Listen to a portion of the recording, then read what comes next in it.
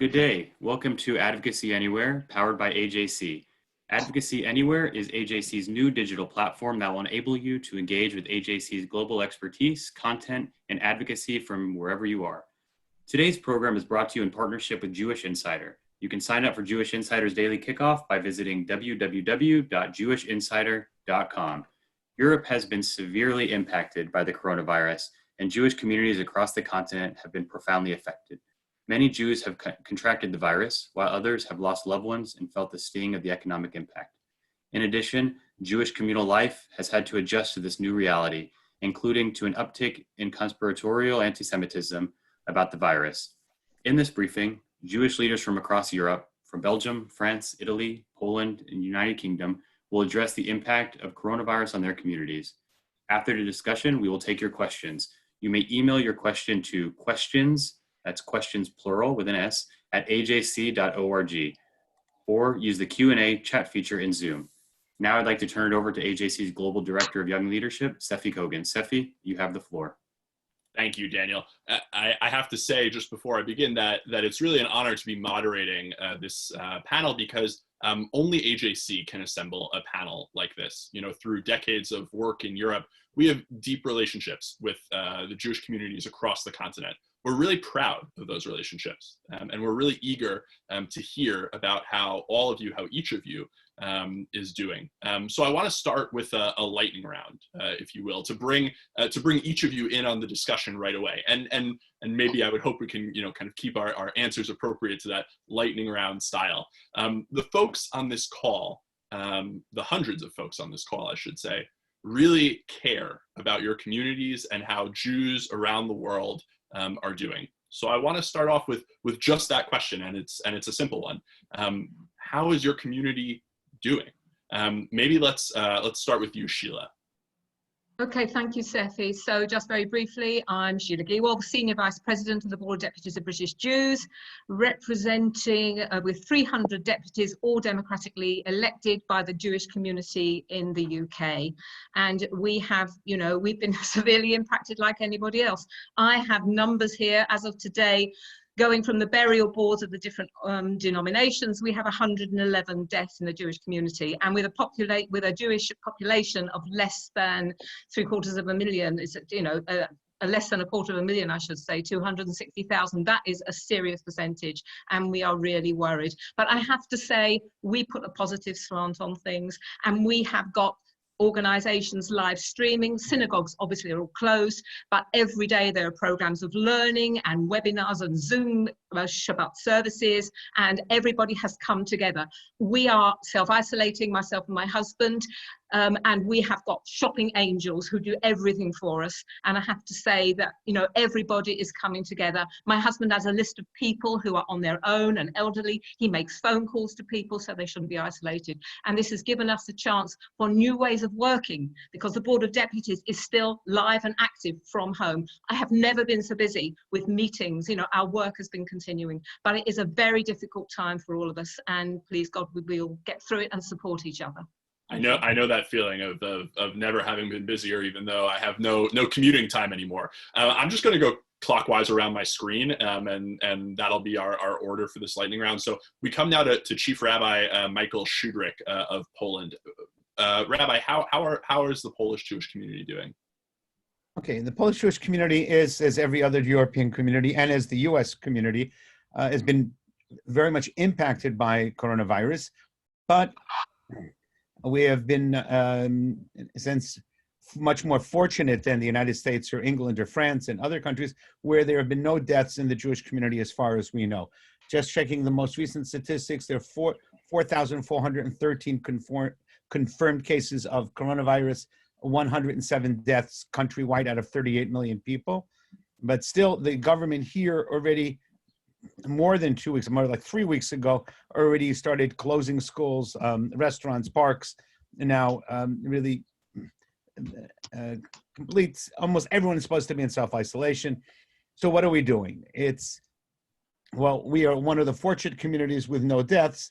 We still are very concerned, and we're most concerned, as was already been said by Sheila, about the elderly. So our social work department is calling the elderly, if not every day, almost every day, We are sending out Pesach packages. We've now developed Seder in a box where you, for anyone elderly or not elderly, can get everything you need for the Seder in one little box. Kosher food for Passover being sent out here in Warsaw and in other several communities throughout Poland. I've never thought so much. I mean, 2 weeks ago, I didn't know what Facebook Live was.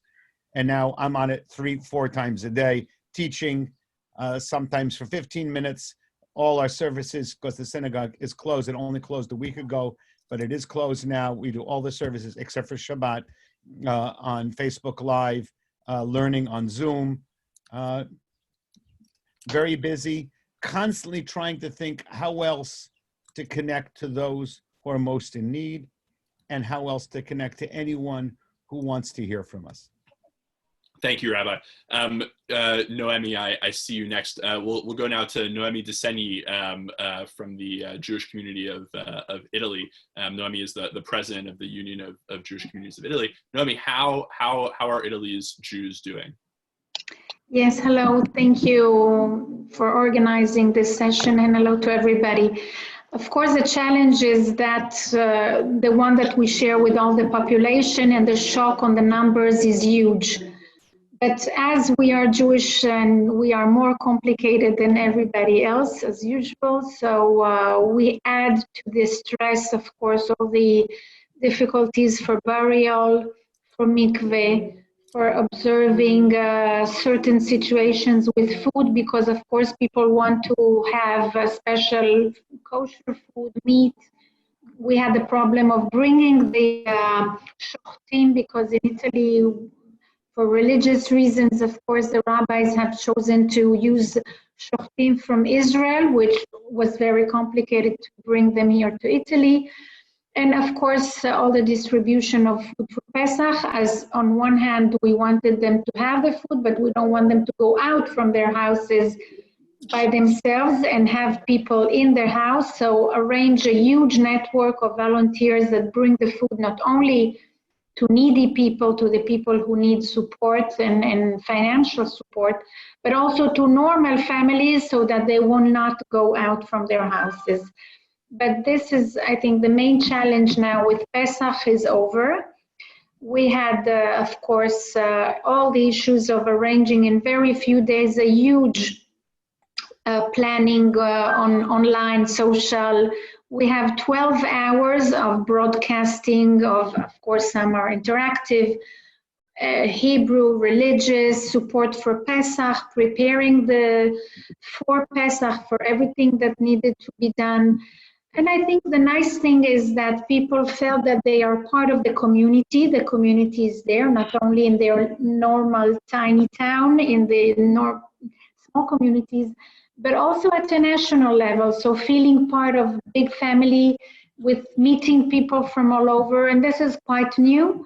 And I think it gave a sense of we are there and we're not alone. And that's the most important, as of course we have some people who are unfortunately died and lost their lives, but it's really a very, very small percentage. Most people are in their houses with the families, with all the difficulties, and we address our efforts mainly to them.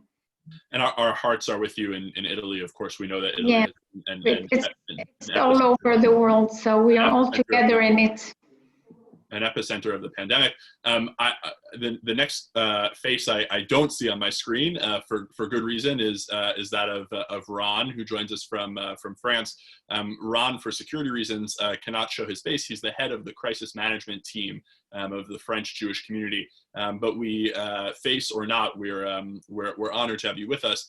Ron, how is the French Jewish community doing through all this? Thank you, Sefi. The French Jewish community, as you know, is about more than 500,000 people around France, around many cities. Half of them are in Paris. The Jewish community is organized with a quite good crisis management team for a sad reason, because we had to experience some crisis, anti-Semitic crisis, like the Toulouse school attack or the Hypercacher attack in 2015. So basically the Jewish institutions are used and trained to work together during such crisis, even in other kind of crisis like the one we're facing now. So there was no question about how to work together. Everyone knew exactly what to do, and we managed to activate all the crisis team around France. The Jewish community of France was and is still overrepresented among the victims of the coronavirus. It's a question of tradition, because our people are used to gather together sometimes 2 times, 3 times a day at the synagogue for the religious people, and also because of the agenda and the Purim that we had in many synagogues with a lot of children. And as we know, the coronavirus is transmitted by the children specifically. So we had a lot of victims in the religious communities, and mainly in general in the Jewish community. We had to face still with this kind of figures that we had. We still had to face challenge with the Orthodox community. I had to say that most of the community understood our first orders to close the synagogue and the mikvehs. And the chief rabbi of France also sent this message about closing the synagogue and the mikveh. But with small and few Orthodox community, we had to fight a little bit more. It's the word, because to convince was not an option. So we had to really get into some internal fights. But as at the end, all the synagogues are today closed, and people understood that they are not allowed to open, sort of small synagogue in their house and gathered some families, which is our main risk. So we had to also create a psychologist platform to help the people, probably like all of the friends here around the table, and also a social network to bring meals to the isolated people.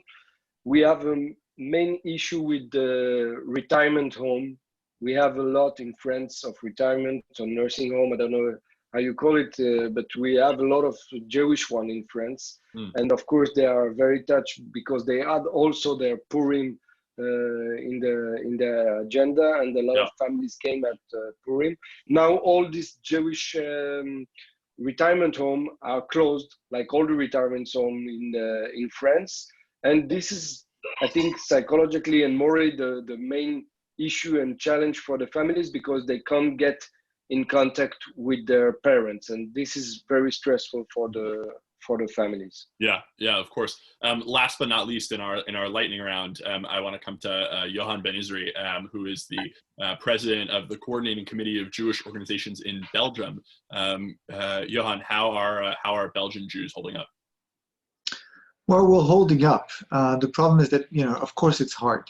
It's really, really, really hard. I mean, the schools are closed, the retirement homes are basically confined, so they're isolated from the rest of the world. We're preparing for a super important holiday that we will not be accustomed to. I mean, this Pesach will be different than all other Pesach, for sure.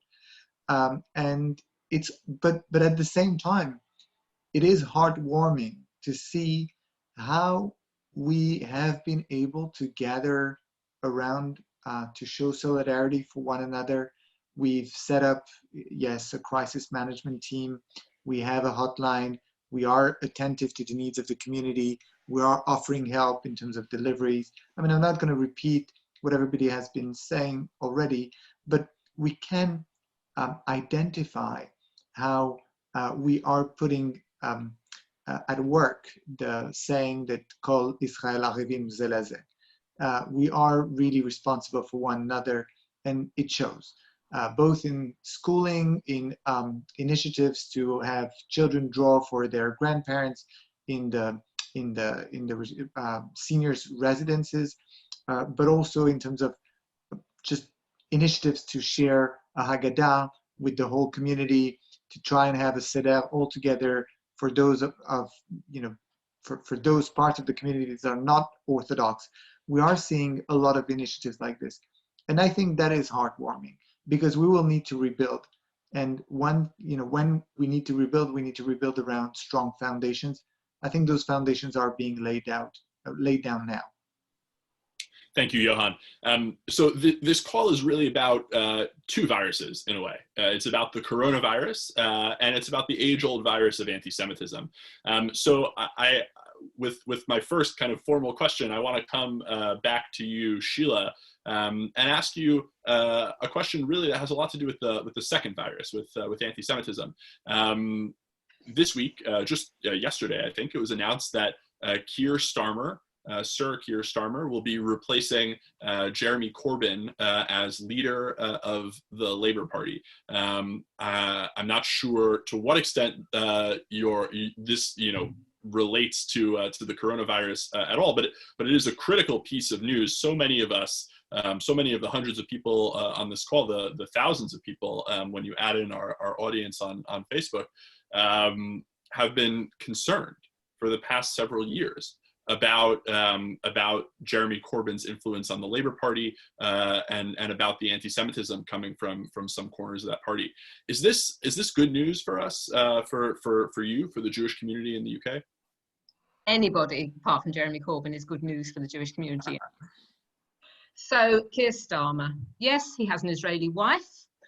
He signed up to the 10 pledges, which was based on the Board of Deputies manifesto that we, when the general election was on, things to do with Jewish issues, pledges from candidates. He signed up to everything. He said he was the only candidate who said he was not a Zionist. We're not quite sure where that's coming from, but basically, he supports Israel's right to exist and the right to defend herself. So we're okay. As I say, anybody apart from Jeremy Corbyn is good for us. We have a meeting. Our president is actually meeting with him very shortly.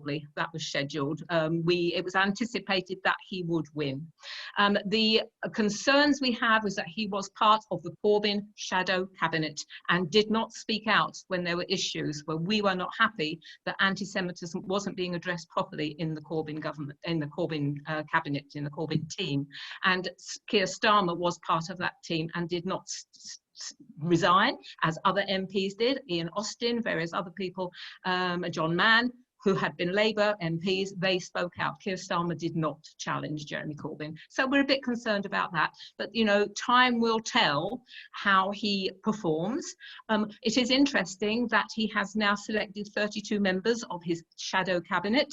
And amongst those is Emily Thornberry, who used to be, again, a supporter of Corbyn, was Shadow Foreign Secretary. We now have Lisa Nandy, who was a Labour candidate, and she has spoken of Palestinians' right to have their free state and to be independent. So we're a little nervous.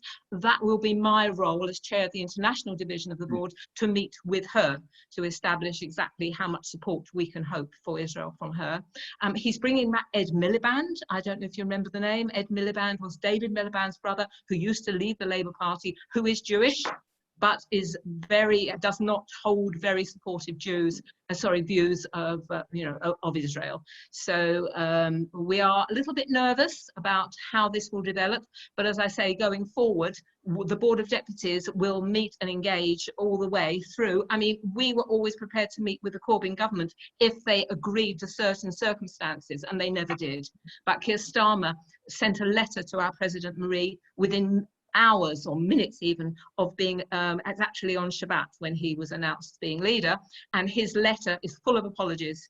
How the terrible situation was allowed to run for 3 years. He's so sorry, he's going to address it, but words are easy, so we need to see how this develops. And again, it's our job at the board to support the whole community, to support Israel. Let's see how this develops. Well, we're very glad to hear that on the front of one virus, at least, we are seeing promising signs. Let me just stay with you for a moment, Sheila, to ask you also about the coronavirus, because as I understand it, if I'm not mistaken, I think the United Kingdom has the third largest Haredi population in the world after Israel and the United States.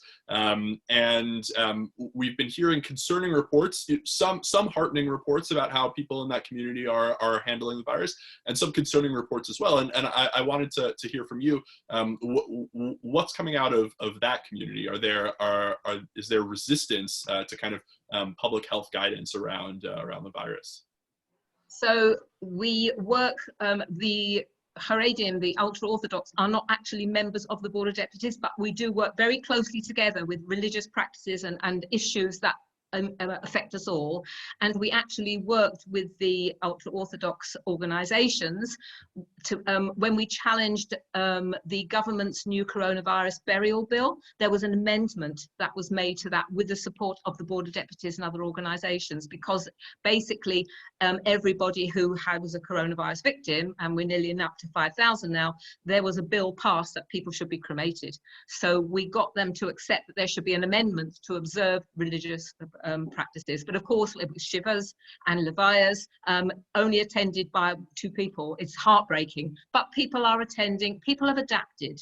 You know, people have accepted that they will have to do it virtually, and it is heartbreaking not to be able to support your loved ones when somebody's passed away.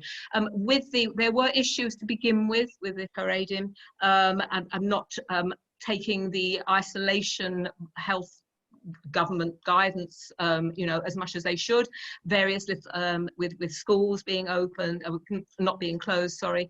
But now I think everybody is on board. We don't have a major issue now, but it did take time to filter through. Yeah, our big issue here at the moment is the weather. Would you believe? Because we had 70-degree heat yesterday, and everybody wants to go out. Yeah. And young people were congregating, you know, so.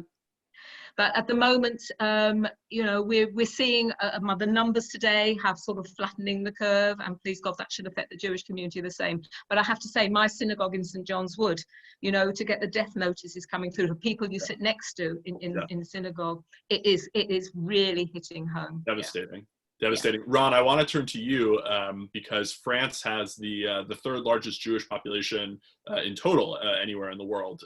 Again, after Israel and the United States. French anti-Semitism is a particularly virulent strain, and you occupy an important position as the head of the crisis management team of the French Jewish community. What kind of virus-related anti-Semitism are you seeing from your perch? What new threats has the coronavirus dredged up, or has it kind of been a shot in the arm to some old threats of anti-Semitism?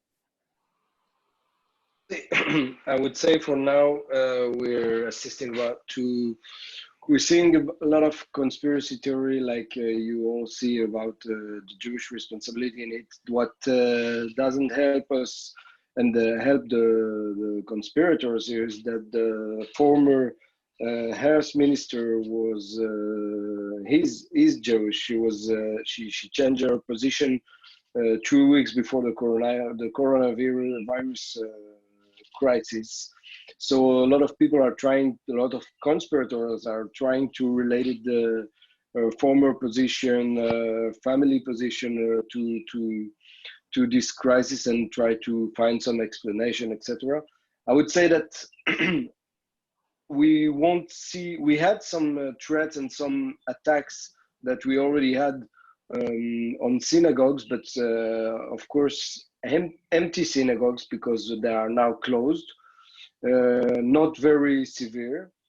In general, what we are preparing ourselves is to the consequences of this conspiracy theories that we see on the internet. They were existing, but now we have to understand that a lot of people, especially young people, have nothing to do besides staying in front of their screen and being exposed to those theories. And we're afraid of consequences that we will see after this period when we will get back to normality. There are a lot of chances that we see rise of anti-Semitism statistics after the crisis. Thank you, Ron. From a fully Francophone country to a partially French-speaking one, Johan, I want to come to you. Have you seen the same kind of anti-Semitism that Ron relates in France? Is that happening in Belgium as well? Yes, I've never thought for 1 minute that anti-Semitism was somehow limited to borders. So you know, we're just close to France, and we're seeing the same anti-Semitism as you all do. And in fact, you know, the only difference could be a kind of a delay, but it's coming pretty much everywhere in the same form. So we have seen it. We have seen it also because of a certain perception of the Haredi community in Antwerp. What I was really concerned about is that to a certain extent, the Jewish groups themselves have brought this to the Haredi community, because they were talking so much about the Haredi community and Purim gatherings and so on, that it got the attention of many people around those gatherings. And I don't think that it was really smart. I mean, we don't need to add another layer of division in a crisis situation. The same is true, in fact, for the initiatives that are being put in place, like, for example, the virtual Seder. I'm not going to participate in that because I come from a family that wouldn't, but I don't think that it would be good to vilify it. And so, I think if we take out the Haredi community kind of a perspective and people putting blame on the Haredi community, the more general anti-Semitism conspiracy theories are still being spread, and that's a concern, but it's not maybe as much a concern as the crisis itself that we have to deal with, because it touches on the fundamentals of our Jewish life in Belgium, and I think everywhere. The social gatherings are a big part of Jewish life, and I think that's the main threat right now. Thank you, Johan. Noemi, our hearts have been with Italy and the Italian Jewish community as the country has been so deeply affected by this crisis. Just 2 weeks ago, a little less than 2 weeks ago, we heard from the Italian ambassador to the U.S. He gave us a grim report, but also maybe a hopeful one. The stories have mostly been about Italy coming together. Has the Jewish community been included in that coming together, or has there been some exclusion of Jews? Has there been any anti-Semitism to deal with on top of the pandemic? No, I would say that I wouldn't say that there is a specific anti-Semitism coming from the broader society. Of course, some people are experts, and these experts are not silent in this period. So we have the few people that continue to write on their Facebook, on their Twitter, and so on against Jewish people being responsible for the virus, being Israel responsible for the virus. So this, we hear it quite a lot. But it's not the main, of course, it's not the main voice that we have. I don't think there was any reference to Jewish people in this moment. Actually, we have something which was appreciated, as we have a special, financial support of religions in Italy. Part of the tax revenue goes to the different religious groups. So all the religious groups launched, of course, we use it usually we use this for culture, for sharing Jewish lives in Italy, also with the civil society. And like Buddhists, like the church, of course, we also launched a message that we will be using this money for the benefit of society. And it's always a problem when Jewish people speak about money. So we have to really balance the right message. How do we say that we use our money, or the money that we receive, for the benefit of external society, and not to say that we will use it for ourselves. But to be honest, we need it really for ourselves, because we need desperately the money to support all the families that are already in financial difficulties, and will be even much, much, much more when we will start to address the day after. Mm-hmm. What we saw now is not necessarily linked to Pesach. Of course, we have all the BDS, we have the far-right extremists. We follow all these issues with Lisa Billing, which of course she's our AJC reference in Italy, and she's really the person who most of all of us follows all these issues here. And maybe a characteristics in Italy is is the religious anti-Semitism from the church. So anti-Judaism being here for centuries, spread all over the world, very known. And so while at the official level of the church, the position is against anti-Semitism, is of course that people have not killed Jesus and so on. It's an enlightened position. Still, after centuries of religious hatred, it's so rooted and it's so difficult to take it out. So what happened now is that we have the accusation of Jewish people that they were killing the children to get their blood for making the matzot for Pesach. This is very known. And all this started in Trento, in a tiny small town in Alto Adige in Italy, and then spread all over Europe. And this has restarted in these weeks because we have a painter. His name is Giovanni Gasparo. He's from the south of Italy near Bari, Trani. And he, as a painter, it sounds good that a painter comments another painting. So he took a very famous painting from 15th century that describes how Jewish rabbis, with all this picture, which is horrible, maybe I will show you, well, I search it and I show you, and how they killed and tortured this child. His name is Simone. So he became a saint.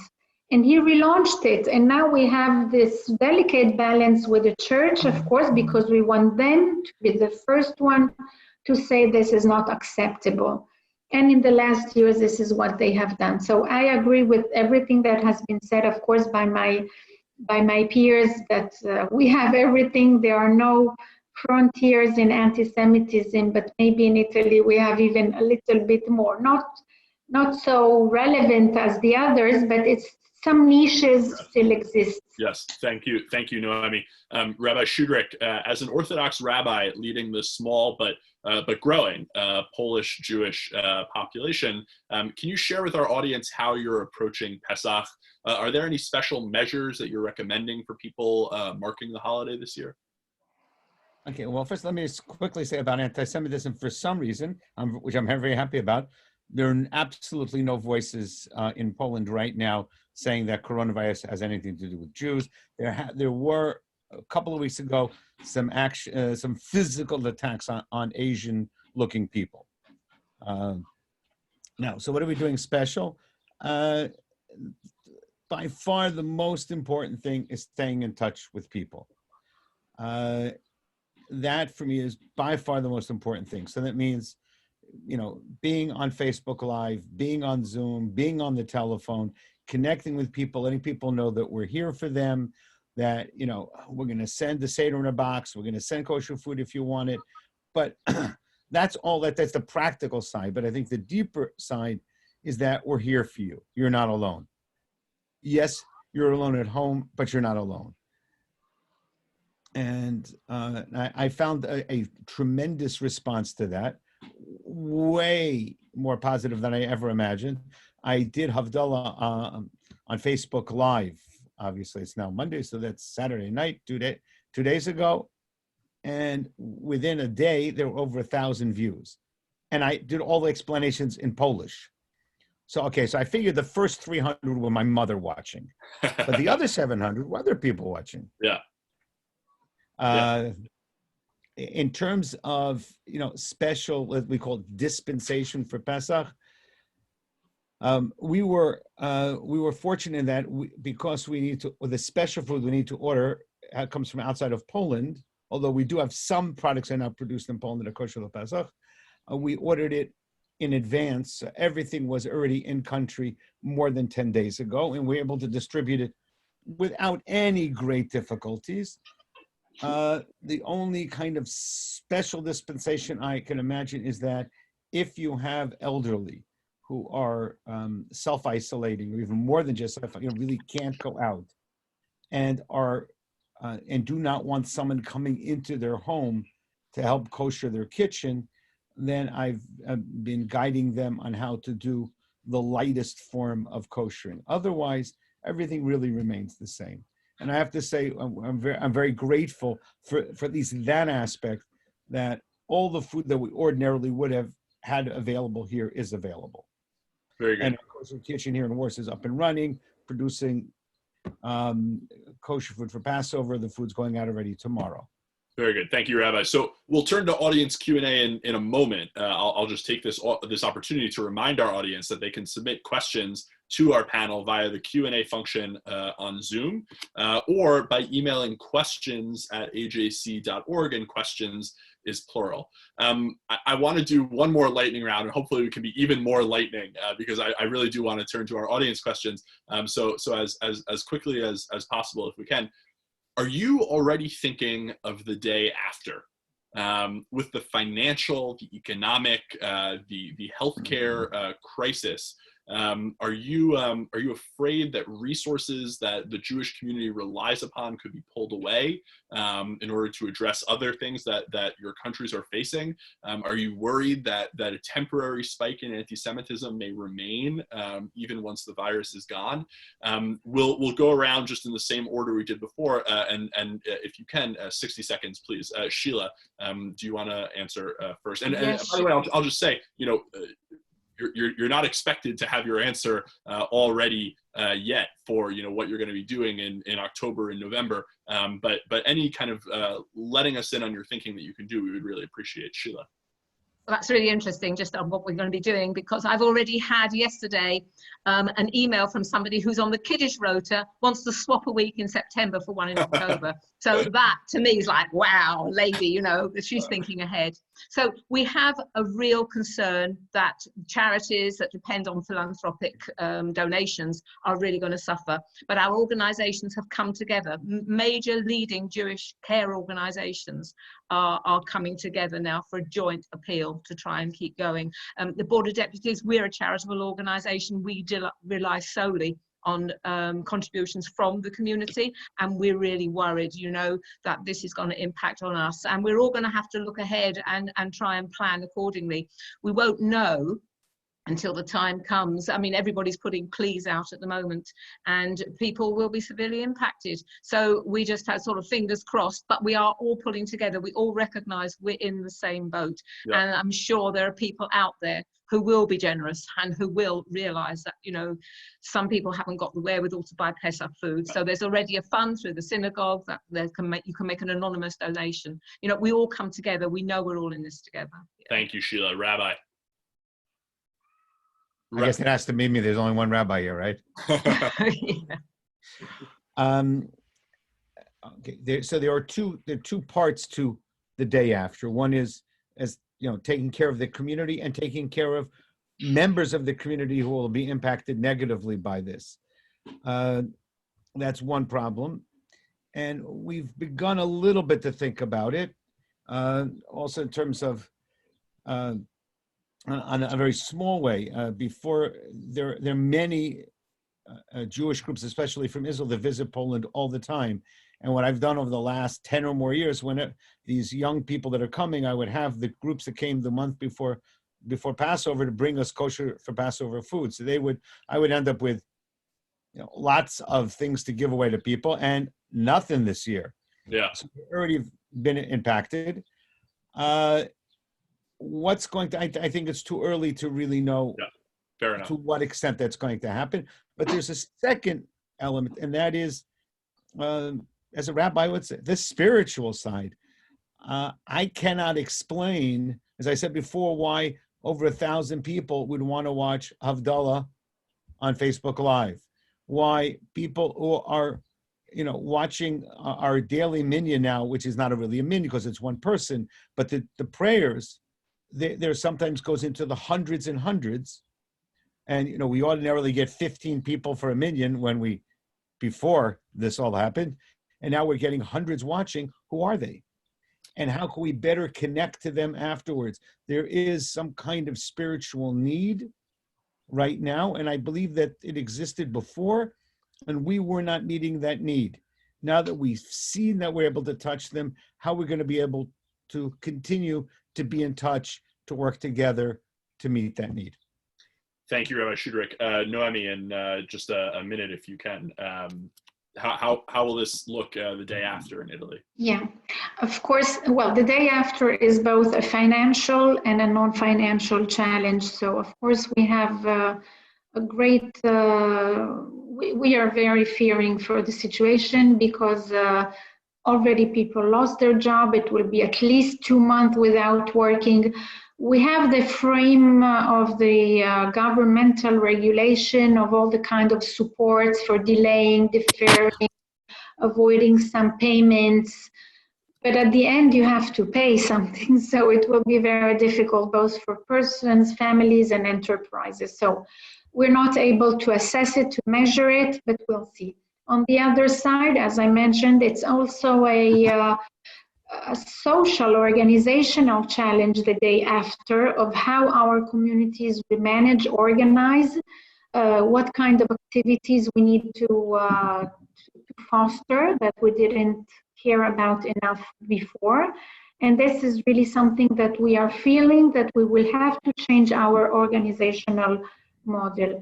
I would like to take the opportunity to thank specifically AJC for the support that they provided us for this phase of really strong immediate emergency of supporting buying of masks and sending around packages for Pesach, for the needy families, to support two entities that are the main ones who really provide support to the families who are in very strong difficulties. So thank you, AJC, for your support. It was an honor for us to be able to contribute. Ron, let's come to you. Have you thought about the day after in France? Actually, I would say that basically the issue is mainly financial and technical. We have to provide more possibilities and capacities to our social organization to help the people, because we will have more people to help. But I would say maybe something which would be different in France is you all know about the fragility of the Jewish French community. A lot of people are interested in Aliyah and are not making it, but they make it after crisis. We saw it after Toulouse, we saw it after the Hypercacher, and even this crisis has nothing to do with the coronavirus. We hear here and there in some families that they would have preferred to be in Israel and to be there with what they consider their family to share this terrific moment. So I would say that it will depend of the narrative, the political narrative of the Jewish leaders. If they are inscribing it, if they are writing it into the general narrative of France, and if Jewish people are not feeling aside, so it will continue mainly as the same. But if somehow Jewish people around France consider that it's safer in Israel for good or bad reason, but if they consider it, we could also face a small Aliyah movement. I just have to remind that the French Jewish community is 80% Sephardic community, which means that most of them are in France not more than 40 or 50 years. So it's not a big effort and a big change for them to move from France to Israel. They are in France just only, if I can say that, 50 years. It's not a lot, and it's not a radical change for a family to move from France to Israel after they move already from Morocco or Tunisia or everywhere in North Africa to France 40 or 50 years ago. Thank you. And Johan, do you want to end the lightning round for us? Yes, I was surprised about what Ron was saying about Aliyah. It's not the same in Belgium, and it's likely not going to be the same because it's not that easy to make Aliyah, even if you were in the country for only a number of years. But the day after, that's all I'm thinking about, really, every day. I'm talking about the communities and the organizations. I'm talking to them about having a business continuity plan, exactly like if they were a business, because they need to prepare with trigger points, with a number of measures that they will need to be putting in place. if we want to maintain the Jewish life as we knew it, or even if we want to reimagine Jewish life, those institutions will be critical. And so I'm working with them on business continuity plans. And more generally, I'm following very closely everything that's been discussed in the business world by the McKinsey, the Bain of this world, to try and see exactly where they're going with this, because I want to learn from that, and I want the best for my community. So I'm trying to think about those tools rather than ready-made solutions. Thank you, Johan. Thank you all. You know, as I said at the outset, it's really special to be able to moderate this call because of the close relationship that we at AJC have with the Jewish communities in each of your countries. Of course, you know, we're very proud of our relationship with the Board of Deputies in the UK. We have an office in Warsaw serving Central Europe, a representative in Rome working with the Italian Jewish community, an office in Brussels, an office in Paris. And so we really feel like when we're speaking with you, we're speaking with family. I want to open it up to the broader family now. And Daniel, can you offer us an audience question for our panelists to address? Thank you, Sefi, and thank you, everyone. We have time for a few questions, and our first question comes from Sylvia in New York. Obviously, each of your communities is focused on the coronavirus. How are you balancing concern for Jewish issues during this time? We've heard you speak about anti-Semitism, but what about other issues? Are you able to raise these with interlocutors, or is everything that is non-corona related on hold? And Rabbi Shudrick, can begin with you. Okay. Well, we are continuing to work. For example, because in Poland we have 1,400 cemeteries. There are cemetery issues all the time, even during Corona crisis. We're in contact with local municipalities. We're working on it. On other issues, I'm in contact with the Office of the President, working on non-Corona, also Corona, but also non-Corona. So it's not as if we're only doing Corona, we're also dealing with other issues. Mm-hmm. And we discussed this with Sheila already a little bit vis-a-vis the Labor Party. So maybe if one of our three other panelists, is there one of you who wants to weigh in on this? Ron, perhaps? We're facing the situation. We're just adapting the Jewish life with the I would say with the problem of gathering and communication. I'm not sure if we're addressing general issue beside, or if we're just dealing with the community with other tools and with other processes. So, for example, the Talmud Torah are working 100% on Zoom.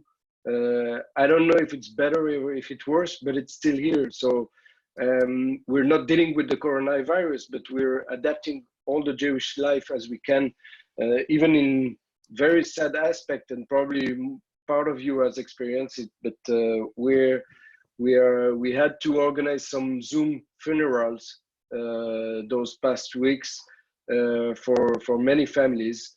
And at the beginning, it was very strange for people, and now we have several families that are asking every day to organize Zoom funerals. So for the best and for the worst, we're just adapting with new tools, preparing to back to the routine after that. Thank you.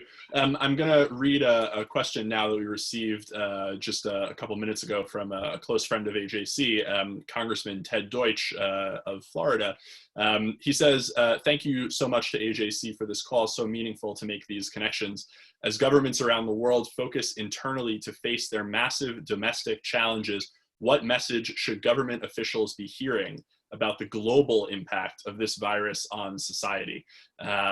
And then he says, Chag Kasher v'Sameach, and sincere thanks for the vital work you are all doing on behalf of the Jewish community. Sheila, do you want to start us off on that question about the global messaging? Well, you know, we've all been impacted, Jewish communities and everybody else. And it just goes to show, you know, if you're a person of faith, I hope, that we have no control over what's going to hit us. And situations like this bring out hopefully the best in everybody, and for everybody to work together. You know, people from Italy, I heard, and Iran are going to Germany for treatments because they have less deaths and less cases.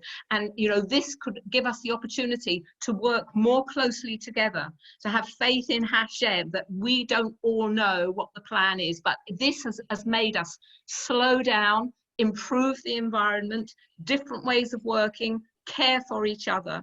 You know, we heard here various rumors that everybody's working from home, the Wi-Fi might go down. My husband said, Hashem is saying even more, slow down, take a breath, find time to do things that you enjoy. It's not all about running on the treadmill. So, you know, the world will never be the same again, ever. You know, even if it's just small changes, things will never, ever go back to what they were. I firmly believe that. Yeah, Johan, there are few more global countries than Belgium because of your position. You know, Brussels being the capital of Europe. Do you want to answer this question as well? Yes, I think the global messaging is the same pretty much everywhere. What we learn, or what we are learning now, is that there are a couple of core values like responsibility, solidarity, and resilience. Those are the three core values that we're really relying on right now. Responsibility to stay at home and to protect the most vulnerable. Solidarity towards each other, but also resilience. I mean, we need to get out of this mess, and we need to be able to return to a new normal, but a normal nonetheless. And I think the global messaging here is that those values, those very values that I just talked about, are often very well illustrated in family and in community first. Before they're spread towards everybody, you know, responsibility, solidarity, and resilience goes first to family, then to community, and then to the global civil society. And with that, I think we can learn the way to rebuild and to get back to a new normal. I can't think of a better place to close. So with that, I will turn it over back to you, Daniel. Thank you, Sefi, and thank you everyone for joining us. Appreciate you guys taking your time to be with us today. I also want to thank our AJC community for joining us, as well as our partners at Jewish Insider.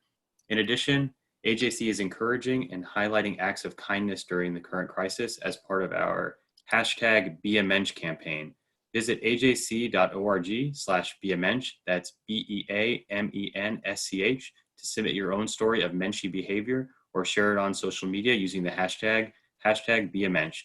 Please stay safe and healthy, everyone. Goodbye. Goodbye. Thank you. Bye. Stay safe and well. Thank you. Thank you, Sefi. Thank you. Thank you, Sefi. Thank you, AJC. And thank you, everybody, for being together. And Chag Sameach. Better times, please, God. However you do it. Thank you. Thank you, everyone. Chag Kasher v'Sameach. Still, I hope to see you live, really, in real life, as soon as Please, God. possible. Yeah. Yes. Amen. You too. Amen. Bye.